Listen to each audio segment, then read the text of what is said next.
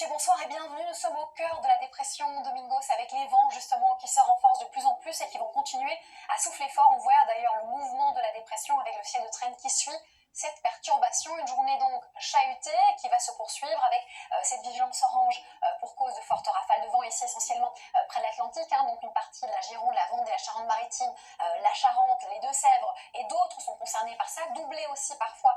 de crues aussi pour le Nord-Pas-de-Calais, vagues submersives ici, vagues submersives également vers les Bouches-du-Rhône et le Var, et puis ensuite ça évoluera durant la nuit avec vagues submersives aussi pour les Alpes-Maritimes et le sud de la Corse. On va se réveiller le matin évidemment avec un phénomène un peu atténué, mais entre-temps cette nuit, le vent ira jusqu'à 140 km en rafale vers l'Atlantique, jusqu'à 100, 120 parfois même à l'intérieur des terres, 70, 80 en bord de Manche, et la pluie évidemment sera également présente et la neige